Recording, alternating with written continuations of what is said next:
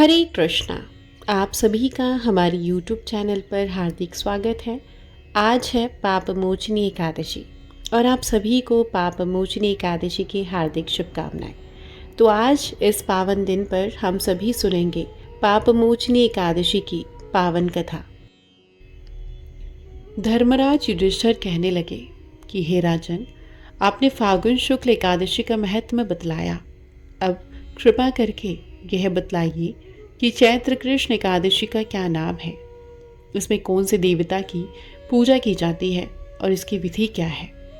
कृष्ण भगवान कहने लगे, हे राजन, यही प्रश्न एक समय राजा मंधाता ने लोमश ऋषि से किया था। जो कुछ उन्होंने उत्तर दिया था वही आज मैं तुमसे करता हूँ। तुम ध्यानपूर्वक सुनो। एक बार लोमश ऋषि ने कहा, हे राजन, इस एकादशी का नाम पाप मोचनी एकादशी है और इसके करने से अनेक पाप नष्ट हो जाते हैं। अब मैं इसकी कथा कहता हूँ। प्राचीन समय में कुबेर का चैत्रथ नाम का एक बाग था। उसमें गंधर्व की कन्याएं किन्नरों के साथ विवाह करती थी। वहाँ अनेक प्रकार के पुष्प खिले रहते थे। उसी वन में अनेक ऋषि तपस्या करते थे। स्वयं इंद्र भी वैशाख मास में देवताओं के सहित वहां आकर क्रीड़ाएं किया करते थे। वहीं अपने आश्रम में मेधावी नाम के एक ऋषि भी तपस्या में लीन थे। वे शिव के अनन्य भक्त थे। एक समय मंजुकोषा नाम की अप्सरा ने उनको मोहित करने का विचार किया। वह ऋषि के भय के मारे समीप नहीं गई, वहीं दूर बैठकर वीणा पर मधुर गीत गाने लगी। उस समय कामदेव ने भी मेधावती ऋषि को जीतने की चेष्टा की। उन्होंने उस सुंदर अप्सरा के भ्रूं को धनुष, कटाक्ष को डोरी, नेत्रों को धनुष की लचक, कुंजों को कूरी बनाकर मंजुघोषा को सेनापति बनाया। उस समय मेधावी ऋषि भी युवा और हष्टपुष्ट थे। साथ ही योगोपवीत तथा दंड धारण किए हुए ब्रह्म तेज से युक्त थे। मंजुघोषा ऐसे सुंदर ऋषि को देखकर उनकी सुंदरता पर मोहित हो गई और अपने गीत, चूड़ियाँ और नुपुरों की झंझकार तथा नृत्य कला द्वारा हाव भाव दिखाकर मुनि को रिझाने लगी। पर्याप्त समय तक यह क्रम चलता रहा और अंत में कामदेव ने ऋषि को पराजित कर दिया।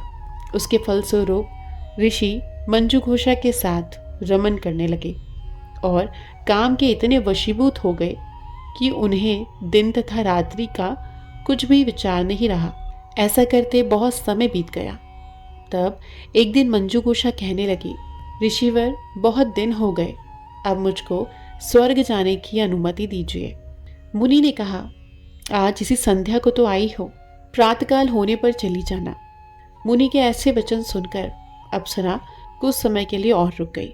अतः अप्सरा ने कुछ समय के बाद मुनि से फिर विदा मांगी तो मुनि कहने लगी कि अभी तो आधी रात ही हुई है। अप्सरा ने कहा, महाराज, आपकी रात तो बहुत लंबी है, इसका क्या परिणाम है? मुझको यहाँ पर आए कितने ही वर्ष बीत गए हैं, तनिक खुद ही विचार कीजिए। उस अप्सरा की यह बात सुनकर मुनि को समय का ज्ञान हुआ तो विचार करने लगी कि इस अप्सरा के साथ रमन करते हुए उनको 57 वर्ष 7 माह और 3 दिन बीत चुके हैं। ऐसा विचार कर कर वह क्रोध से उस अप्सरा को काल के समान प्रतीत होता मानकर उसको देखने लगे।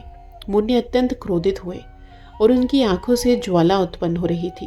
वह कहने लगे, मेरी कठिन तपस्या से एकत्रित की हुई तपस्या को तूने नष्ट कर दिया है। तू महापापिनी है और दुराचारिणी है। तुझे धिक्कार है।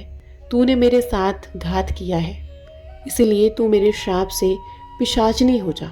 मुनि के श्राप से मंजुघोषा उसी समय पिशाचिनी हो गई और भयभीत होकर मुनि से प्रार्थना करने लगी कि हे महाराज, इस श्राप का किसी प्रकार से निवारण कीजिए।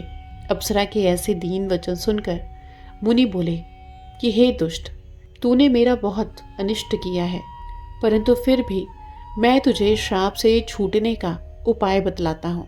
चैत्र मास के कृष्ण पक्ष की एकादशी का नाम पाप मोचनी एकादशी है और यह सब पापों का नाश करने वाली है। इसका व्रत करने से पिशाच योनि से तुझे मुक्ति मिल जाएगी। ऐसा कहकर मेधावी ऋषि अपने पिता च्यवन ऋषि के आश्रम में चले गए। मेधावी को देखकर च्यवन ऋषि कहने लगे कि अरे पुत्र, तूने ऐसा क्या किया जिससे तेरा सारा पुण्य नष्ट हो गया। मेधावी कहने लगे कि पिताजी, मैंने अप्सरा के साथ रमण करके घोर पाप किया है। अब आप इस पाप से छूटने का कोई रास्ता बतलाइए। तब च्यवन ऋषि कहने लगे कि हे पुत्र, चैत्र मास के कृष्ण पक्ष की पापमोचनी एकादशी का व्रत करने से सब पापों का नाश हो जाता है, इसीलिए तुम इस व्रत को करो। पिता की आज्ञा पाकर मेधावी ऋषि ने भी इस व्रत को किया, जिससे उसके सभी पाप नष्ट हो गए और वे पवित्र हो गए। उधर मंजुघोषा भी व्रत के प्रभाव से पिशाच योनि से छूटकर द्रव्य देह धारण करके स्वर्ग को चली गई। लोमश ऋषि कहने लगे कि हे राजन, पापमोचनी एकादशी के व्रत को करने से सब पाप नष्ट हो जाते हैं। इस कथा को पढ़ने और सुनने से 1000 गोदान का फल प्राप्त होता है और व्रत से ब्रह्म हत्या, गर्भपात, बाल हत्या, गुरु स्त्री से प्रसंग आदि सब पाप नष्ट हो जाते हैं। यह व्रत बहुत ही पुण्यमय है। पापमोचनी एकादशी की इस पावन कथा का श्रवण कर सभी पांडवों ने हर्षपूर्वक श्री भगवान को नमन किया और वंदना की और इस दिन ये प्रण भी लिया कि वे इस पुण्यतिथि का व्रत अवश्य करेंगे और अपने पापों का नाश कर मोक्ष के मार्ग पर अग्रसर होंगे। इस प्रकार जो भी श्रद्धालु और भक्त इस एकादशी का व्रत करता है, कथा को सुनता है और सुनाता है, उसके समस्त पाप नष्ट हो जाते हैं और वह विष्णु भगवान के लोक को प्रस्थान करता है। प्रिय श्रोताओं, ये थी आज की कथा। मैं आशा करती हूँ आपको पसंद आई होगी। अगर आपको अच्छी लगी हो तो आपसे निवेदन है, एक लाइक ज़रूर कीजिएगा। अगर चैनल पर नए हैं तो सब्सक्राइब कर लीजिएगा और हमारे इस परिवार का हिस्सा बनिएगा। कमेंट बॉक्स में जाते जाते हरे कृष्णा अवश्य लिखिएगा। धन्यवाद।